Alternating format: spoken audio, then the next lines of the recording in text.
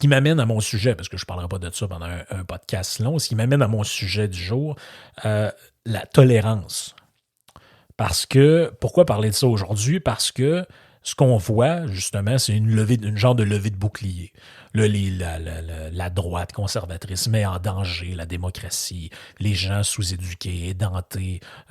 C'est quand même incroyable. Pareil, les gens qui sont de droite endurent depuis des années un parti dont une des leaders s'est dit marxiste à un moment donné. Ils ont eu des idées complètement capotées, comme interdire le maquillage, interdire les pubs, nationaliser le secteur bancaire, de collectiviser l'économie au grand complet. C'est pas inventé. Ce que je dis là, c'était dans leur programme il y a pas si longtemps. Donc, on tolère des genres de formation politique complètement crackpot, mais d'avoir quelqu'un qui est, somme toute, je dirais, à droite du centre, là, c'est même pas de la grosse, c'est pas il n'y a rien de droite ou d'extrême droite là-dedans spécifiquement. Là. Ben, ça, il y en a qui sont incapables de le tolérer. Et puis, j'ai eu l'idée de fouiller un peu s'il y avait des choses là-dessus. Est-ce que des gens ont écrit sur la tolérance par rapport aux idées des autres ou à ce que les autres racontent? Et il y a quand même plusieurs choses qui ont été faites. Il y a un livre d'une sociologue française qui s'appelle Anne Muxel qui a écrit « Toi, moi et la politique, amour et conviction ». C'est un livre quand même intéressant. Je vais vous faire entendre un petit peu plus tard ce que Muxel raconte par rapport à ça. Mais Muxel, c'est une dame qui a à peu près 65 ans aujourd'hui. Elle est sociologue, politologue française. Elle n'est pas spécifiquement de droite, là, en passant, là, pour ceux qui se posent la question. Elle écrit beaucoup sur la question des familles. Et tout ce genre de choses-là. Elle a écrit un livre qui s'appelle Les jeunes et la politique, individus et mémoire familiale. Elle a écrit beaucoup sur l'abstentionnisme aussi. Et elle a écrit quand même assez récemment, justement, ce livre-là. Toi, moi et la politique, amour et conviction. Et elle cherche à comprendre là-dedans, dans le fond, regarde, je peux vous lire la quatrième de couverture. Comment la politique, dès lors qu'elle n'est plus dans l'espace public, se réfléchit-elle dans l'espace privé? Quelle part occupe-t-elle dans le monde des échanges et des intérêts personnels, dans l'amitié du lien amoureux, mais aussi dans le cadre familial et dans les liens d'amitié? L'accord est-il une nécessité inhérente à la vie affective ou bien y a-t-il place pour le désaccord? Peut-on tomber amoureux de quelqu'un qui fait des choix politiques opposés aux siens? Quels sont les seuils d'acceptation de la différence? La politique peut-elle être un ciment de l'amour? Peut-elle aussi devenir une cause de désamour? Et elle cherche à comprendre, au travers de tout ça, dans le fond, son présupposé de base, c'est d'essayer de voir est-ce que, par exemple, quelqu'un de gauche peut être en couple avec quelqu'un de droite, etc. Et comment ça fonctionne là-dedans. Et les résultats auxquels elle est arrivée sont quand même assez intéressants. C'est-à-dire que, selon elle, le constat de base, c'était que les gens plus à gauche, plus généralement, les gens qui sont interventionnistes, sont les premiers à revendiquer justement la valeur de la tolérance et de la générosité. Donc, nous, on est la tolérance, on respecte tout le monde, on veut la diversité, etc. Plus généralement, le fait de vouloir utiliser l'État à des fins sociales, c'est présenté justement comme un gage de générosité là-dedans puis de tolérance. Bon, il faut aider les autres via l'État. Puis dans tout ça, les politiques sociales sont bonnes par nature. Les autres là, qui promeuvent l'individu, là, c'est égoïste. Il faut des politiques sociales. Pourtant, l'étude sociologique auquel elle se mène montre plutôt que la gauche se révèle largement moins tolérante que la droite. Donc, elle essaie de chercher pour voir si les personnes de droite et de gauche réagissent face à des personnes qui sont proches, mais ne partagent pas comment elles réagissent face à des personnes qui sont proches, donc des amis, un conjoint, mais qui ne partagent pas leur idée. Puis son constat est sans appel, c'est que les personnes se disant de droite sont beaucoup plus tolérantes que celles qui se déclarent de gauche. Donc, on leur demande au début, là, si vous avez à vous associer à une orientation politique, qu'est-ce que vous diriez, etc. Puis elle explique un peu là-dedans selon elle, pourquoi il en est ainsi, c'est que, puis elle se dit d'ailleurs surpris de ces résultats-là, mais ce qu'elle donne comme facteur explicatif, c'est que c'est la grande tolérance, la plus grande culture de la liberté chez les gens de droite. Donc, puis vous le voyez d'ailleurs, là, en général, quand je parle, c'est moi, dans mon monde à moi, dans ma société idéale, je ne veux pas empêcher quelqu'un de vivre selon son idéal communiste. Il peut se partir un kibbutz, il peut se faire une société égalitaire, si les gens veulent aller vivre là-dedans, se dépouiller de leurs biens, grand bien leur en face. Tout ce que je veux, c'est qu'on ne m'impose pas cette société-là. Donc, il y a une plus grande tolérance envers les idées des autres. Et justement, elle a donné une entrevue sur France Inter où elle explique un peu tout ça. Je vous le fais entendre. Un des résultats aussi très intéressants du livre d'Anne Muxel, c'est l'intransigeance, notamment à gauche. Les électeurs de gauche ont beaucoup plus de difficultés apparemment à accepter un conjoint qui aurait des idées différentes ou des envies de vote différentes des leurs. Et ça, c'est un des enseignements assez étonnants aussi du livre. Anne Muxel. Tout à fait, ça a été un peu une surprise. C'est vrai pour moi quand j'ai commencé à faire ce travail, dans la mesure où quand même les valeurs de tolérance, de respect de la différence, de respect de l'autre font quand même partie d'une culture, en tout cas revendiquée par la gauche. Et c'est vrai qu'il y a une plus grande difficulté pour les personnes qui se classent à gauche d'accepter la divergence d'opinion politique dans la sphère dans leur sphère privée, dans leur sphère intime, dans les échanges affectifs qu'ils ont avec les autres. C'est vrai qu'à droite, la culture de la droite suppose la liberté de l'autre, la liberté à chacun de penser et de vivre et d'être comme il veut, davantage sans doute. Et cela, effectivement, suppose peut-être une plus grande ouverture, une plus grande tolérance à la différence. Alors, ça ne veut pas dire que je n'ai pas rencontré de gens de gauche ouverts et de gens de droite plus fermés, bien sûr. Mais la tendance est quand même... C'est mieux expliqué que ce que j'ai fait parce qu'il y a une discussion, c'était à l'entour d'un débat qu'il y avait sur France Inter, mais justement, vous voyez un peu ce qu'elle explique, elle était partie un peu avec l'idée inverse. Donc, c'est un peu ce que Vincent Geloso raconte des fois dans le podcast qu'on fait ensemble du trio économique, c'est qu'on voit l'honnêteté d'un chercheur quand il publie des conclusions qui sont contraires aux présupposés de départ qu'il y avait. Donc, elle, elle était partie un peu avec l'idée qu'elle allait valider ses présupposés en faisant ça. Donc, en fait, on allait trouver les gens qui se disent plutôt socialistes, qui allait être beaucoup plus tolérant envers les idées des autres, qui allait accepter beaucoup plus la différence, alors qu'en réalité, c'est complètement l'inverse. Puis là, elle explique ça par la culture qui est plus à droite. Puis là, ça m'a amené à chercher autre chose, en fait.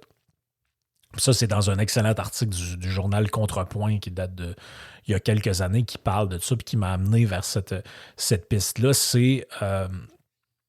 En fait, il y a des études universitaires qui montrent aussi la même chose, parce qu'elle, c'est une étude sociologique pour le centre de recherche qui s'appelle le CEVIPOF, qui est un truc de sciences politiques français, mais il y a eu des études faites par des économistes, entre autres James Lindgren, qui est économiste et juriste à la Northwestern University. Donc lui, il a écrit un article qui s'appelle What drives you on government redistribution and anti-capitalism, envy or a desire for social dominance? Il a écrit ça il y a à peu près une dizaine d'années, puis ce qu'il explique là-dedans, c'est que en fait, ça va dans le même sens de ce que Anne Muxel raconte. En fait, ce qu'il dit, c'est que les gens qui sont plus étatistes sont en général moins tolérants et aussi moins généreux. Ça, c'est le constat qui est important là-dedans, c'est qu'il y a aussi une moins grande générosité. Donc, dans le fond, ils sont moins tolérants, mais ils sont aussi moins aptes ou moins enclins à faire des dons, par exemple, à des organismes de charité. Donc, c'est eux qui appellent à la redistribution du haut vers le bas, mais c'est pourtant eux qui le font le moins ou qui déclarent le moins le faire. Ça, j'ai trouvé ça quand même intéressant dans les résultats de ça. Ça rappelle un peu la phrase que Raymond Aron disait « L'intolérance est une maladie contagieuse car elle contamine toujours ceux qui la combattent. » C'est quand même une phrase assez incroyable. Donc, l'article, vous pouvez le trouver sur Internet de James Lindgren sur papers.ssrn.com. Donc, dans le fond, c'est assez facile à faire où vous cherchez What drives you on government. Vous allez trouver quand même assez rapidement. Donc, qu'est-ce qu'il raconte là-dedans? Je vais y aller plus en détail. Il raconte qu'il y a une forte relation, puis ça, c'est quand même incroyable. Il raconte qu'il y a une forte corrélation entre l'étatisme et le racisme. Ça, j'ai trouvé ça quand même incroyable. Là. Ça fait un peu écho, justement avec le concept de tolérance. En fait, la conclusion de son truc, c'est plus on est raciste, plus on est aigri, plus on est solitaire, plus on est peu généreux, plus on est en faveur en général de la redistribution de la richesse et plus on est anticapitaliste. Plus précisément, ce qu'il a fait, c'est que lui, il a analysé 25 ans de données du National Opinion Research Center, qui est un centre de recherche en sciences sociales là, aux États-Unis. Puis, à partir de ces données-là, il a essayé de faire le lien entre les idées économiques et politiques et les opinions personnelles qui touchent spécifiquement au racisme et à l'intolérance. Puis à chaque fois, la même corrélation arrive de manière assez nette, c'est que plus on est raciste et intolérant, et plus on favorise la redistribution de la richesse, et plus on haït le capitalisme libéral. Bon, évidemment, la corrélation n'est pas parfaite, il n'y a personne qui affirmerait ça, mais il existe un lien entre les deux. Là. Si on prend en compte toutes les variables, l'éducation, le revenu, l'âge, le sexe, etc., il y a un lien qui persiste qu'on peut quand même facilement démontrer. J'essaie de retrouver justement le lien pendant que je vous parle. Regarde, je vous lis un passage. Il dit « I first showed that respondents who express traditionally racist view on segregation, interracial marriage, and inborn racial ability tend to support greater income redistribution. Traditional racists also tend to oppose free market capitalism and its consequence, wanting the government to guarantee jobs for everyone and fixed price, wage, and profit. Next, I report a similar pattern for those who express tolerance for unpopular group on the 15th Stouffer tolerance question regarding racist, homosexual, communist, extreme militarist, and atheist. Those who express less tolerance for unpopular group tend to favor income redistribution and oppose capitalism. » Donc, peu importe de quel sens, parce que ça, c'est important, c'est que c'est la tolérance, mais aussi pas juste envers les choses qu'on aime et qu'on n'aime pas. Donc, ce qui explique, c'est que il est allé vers les choses traditionnelles. Bon, qu'est-ce que pensent ces gens-là de la ségrégation, des mariages interraciaux, des traits, de tout ce qui a rapport avec les origines ethniques et le lien entre le fait que ces gens-là supportent des politiques plus sociales ou pas. Et en général, les gens racistes supportent des politiques de redistribution et veulent que le gouvernement s'occupe de garantir les jobs, de fixer les prix, de toutes ces affaires-là. Ils sont en général très opposés à ce qu'on appelle le free market, c'est-à-dire au libre marché. Et il a fait aussi la même chose à l'inverse. Il a essayé, parce que dans le fond, on pourrait dire « Ouais, mais il y en a qui sont intolérants envers d'autres choses, sont très tolérants envers d'autres choses. » Donc, il a essayé de mesurer le degré de tolérance que ces gens-là avaient pour des choses qui étaient mal vues, aussi comme groupe social. Donc, qu'est-ce que ces gens-là pensent au niveau du racisme, des homosexuels, des communistes, des athées, etc. Et puis, encore une fois, on arrive au même résultat.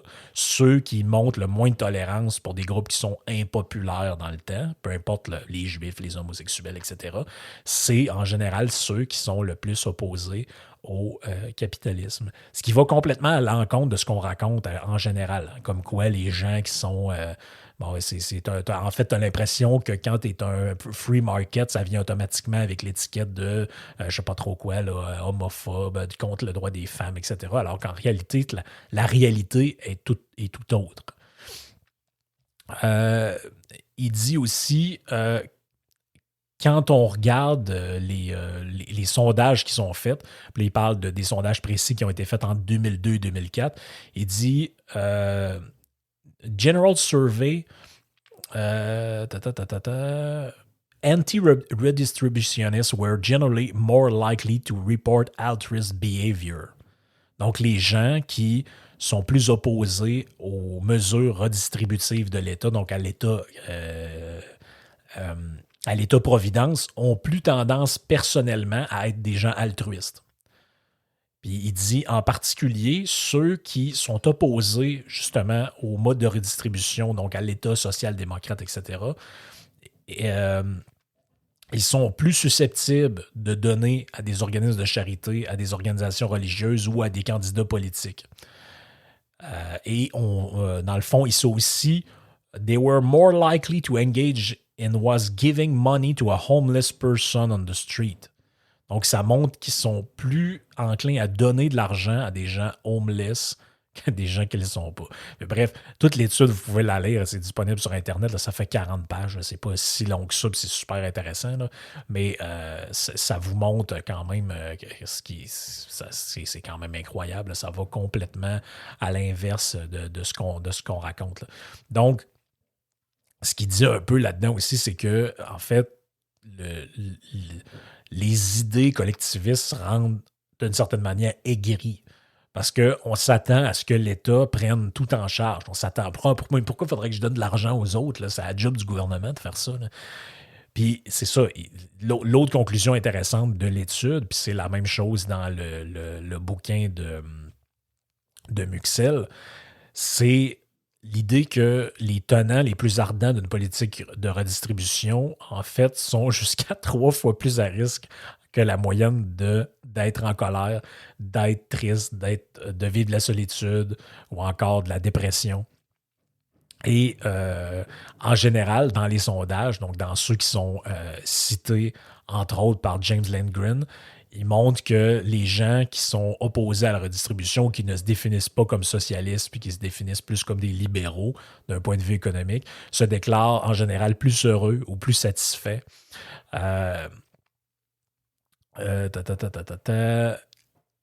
Ils vont admettre aussi que ils vivent moins souvent des épisodes de colère. Bon, qu'est-ce que tout ça veut dire? Parce que c'est toujours embêtant aussi de tirer des généralités de cet ordre-là, mais ça dénote quand même quelque chose à un moment donné au fil du temps, parce que là, cette femme-là, qui est une Française, fait des études en France, l'autre, c'est un juriste, économiste américain, donc ça doit quand même dénoter quelque chose qui a rapport avec les présupposés humains en général, là, si on peut faire ce genre de généralisation-là. Et en fait, un peu pour compléter tout ça, les gens qui sont socialistes et anticapitalistes dans ces différents sondages-là se disent moins heureux. Ils disent se marier moins souvent. Ils disent avoir une situation financière dont ils sont moins satisfaits. En fait, ils semblent être plus aigris. Ils semblent être moins satisfaits de leur situation. Les gens qui sont plus socialistes déclarent que en fait, comme je le disais, ils ont un comportement moins altruiste que ce qui est déclaré de la part des autres. Mais il ne faudrait pas voir là-dedans l'idée que nécessairement, si t'es de gauche, t'es radin, si t'es de droite, t'es généreux. Là. C'est pas je veux dire, c'est plus complexe que ça, évidemment. Mais l'idée, je pense, c'est vraiment le rôle de l'État là-dedans. C'est de voir comment l'idée de l'État qui prend tout en charge vient, à un moment donné, enlever à l'individu ce genre d'initiative-là. Donc, est-ce que ils sont... Autrement dit, c'est un peu l'histoire de la poule ou l'œuf là-dedans. Ils ne sont pas nécessairement socialistes parce qu'ils sont moins généreux. C'est parce que qui ont ces idées-là, puis ça leur amène un peu à penser que finalement, j'avais déjà entendu un auteur de gauche dire ça, un moment donné, il disait la charité, c'est l'ennemi de la justice sociale, un truc comme ça.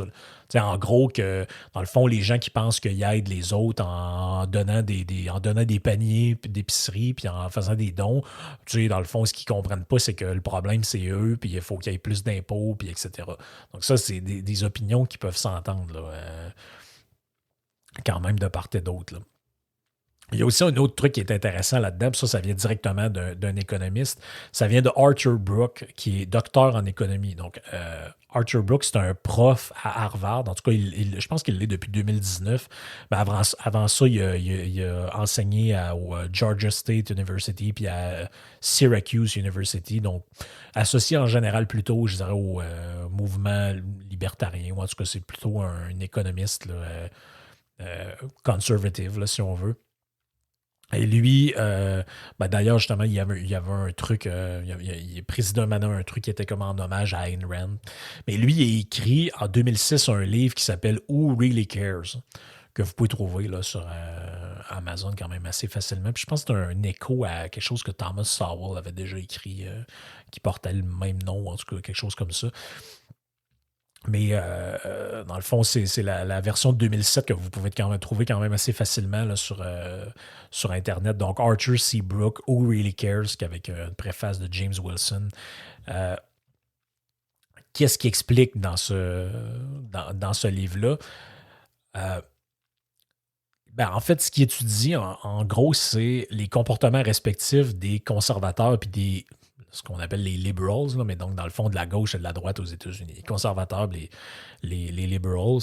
Et à l'origine, il s'intéressait à tout ce qui est philanthropie. Et là, ce qu'il va découvrir, c'est qu'il y a un écart d'à peu près 75% entre les gens qui se disent conservative versus liberals par rapport aux dons qu'ils font à des causes caritatives. Par exemple, les dons qui sont faits à des organismes de bienfaisance, à des trucs politiques ou à des trucs religieux, 91%, si ma mémoire est bonne, puis là j'y vais de mémoire, là, mais des personnes qui s'identifiaient comme conservatives et disaient faire ce genre de dons ou l'avoir déjà fait. Je pense que ce pourcentage-là descendait à peu près à quelque chose comme 40%. Là, si c'est pas plus, je n'ai pas les chiffres en tête, là, mais ça descendait vraiment beaucoup là, de ce côté-là.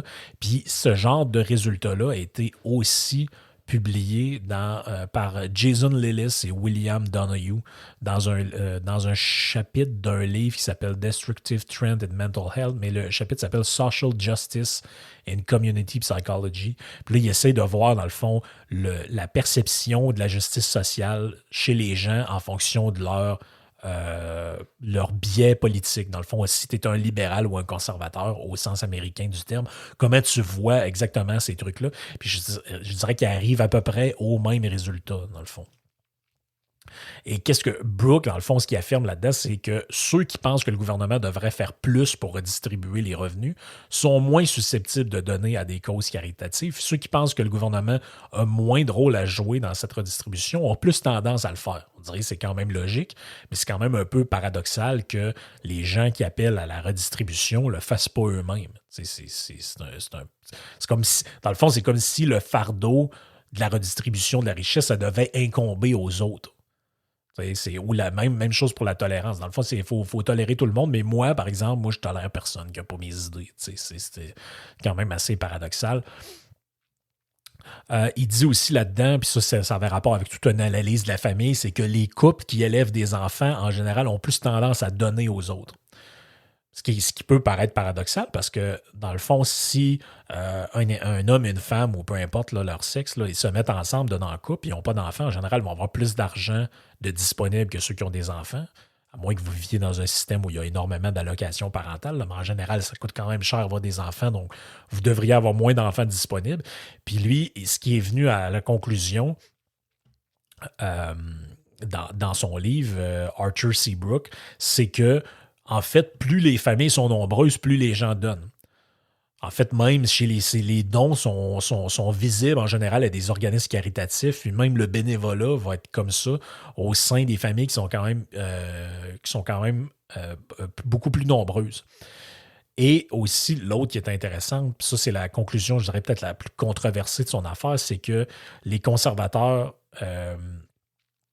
de politique vont aussi donner encore plus. Donc, ceux qui se disent conservateurs vont donner plus. Puis, je pense que ceux qui sont libéraux, je pense que c'était inférieur de 6%, là, si on compte la famille aussi. Mais bref, c'est des résultats qui ressemblent. En fait, si tu compiles ces choses-là, donc Archer Brook, Who Really Cares, Anne Muxel avec son livre Toi, moi, la politique, amour et conviction, et James Lindgren de la Northwest University, on arrive à peu près au même résultat de 3 perspectives différentes. Donc, un économiste, un juriste, une sociologue.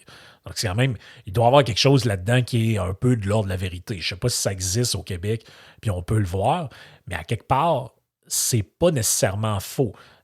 Puis l'autre affaire qu'il disait là-dedans, qui moi qui m'a fait capoter, Brooks, c'est que quand tu regardes, mettons, les dons de la quantité de sang qui est donnée, genre de Emma Québec, mais américain, là, ou européen, les gens qui se disent liberals donnent moins de sang que les autres. Puis là, il dit là-dedans, s'il en donnait autant, il y aurait 45% d'augmentation dans les dons de sang qui sont faits au Québec, qui sont faits aux États-Unis. Ce qui est incroyable là-dedans, c'est que quand on y réfléchit, ça se vérifie dans notre propre réalité. Si vous regardez les chiffres, les Canadiens donnent moins que les Américains aux organismes de bienfaisance, et ceux qui donnent le moins au Canada, c'est le Québec. C'est quand même incroyable, pareil. C'est que plus l'État-providence est gros, plus les gens se déchargent de ces responsabilités-là, ou disons puis, je veux dire, je ne suis pas différent de ça. Moi, je suis pareil. Quand on me quête de l'argent dans des lieux publics, je me dis tout le temps, Chris, je paye assez d'impôts qu'ils ne sont pas censés être obligés de me quêter pour payer des soins de santé à des gens ou pour la recherche sur le cancer ou je ne sais pas quoi. Il me semble que tu te dis, je paye 15% de taxes à la consommation, je paye des impôts, je paye des taxes de plein de patentes sur des affaires verts, le permis de conduire cher, les plaques d'immatriculation les plus chères au Canada. Tu te dis à un moment donné, faut que le taux d'imposition combiné au Québec est le plus élevé de toutes les provinces au Canada, ou en tout cas, il l'était si ça n'a pas changé. Là. Mais à un moment donné, c'est la réflexion que tu as. Mais même dans toute cette affaire-là, les gens qui se disent plus de droite donnent plus que les gens de gauche. Donc, plus tolérant, plus généreux. C'est quand même, je ne sais pas si le fait de mettre ces résultats-là de l'avant, c'est très généreux de ma part, mais quand même, je pense que c'est important pour voir à quel point tout ça peut être un mythe.